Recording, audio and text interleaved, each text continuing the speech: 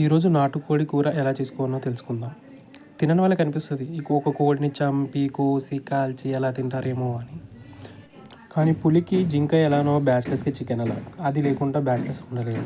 అప్పుడే కట్ చేసి తీసుకొచ్చిన చికెన్ మనం ఒక బౌల్లో వేసుకొని కొంచెం అల్లం వేసి కలుపుకుందాము. ఈ విధంగా కలిపి కాసేపు పక్కన పెట్టేసుకుందాము.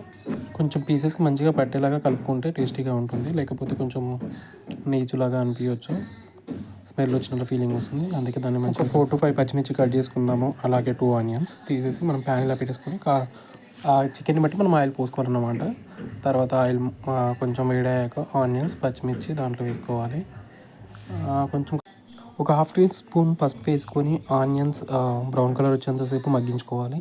నేను టేస్ట్ కోసం కొంచెం 5 ఎల్లిపాయస్ యాడ్ చేస్తున్నాను.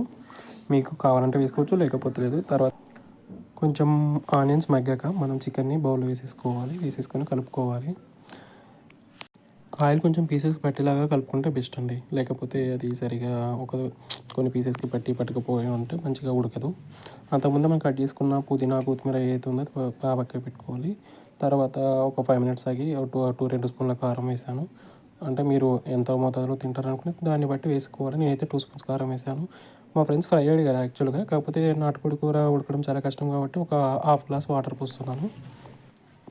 తర్వాత నేను చికెన్ మసాలా వేస్తున్నాను. ఎవరెస్ట్ చికెన్ మసాలాలో కొంచెం, ఎందుకంటే మనకి స్పైసీనెస్ కోసం అండ్ స్మెల్ కూడా రాకుండా ఉండడానికి బాగుంటుంది మసాలా.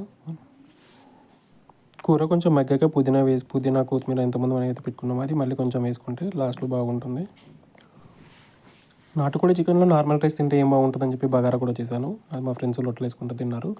కావాలంటే వాళ్ళని చూడండి. వీళ్ళని మోస్ట్ ఎలిజిబుల్స్ బ్యాచిలర్స్ అని కూడా అంటారు మా ఆఫీస్లో. సాల్ట్ 2 స్పూన్స్ వేసుకోండి, చెప్పడం మర్చిపోయాను.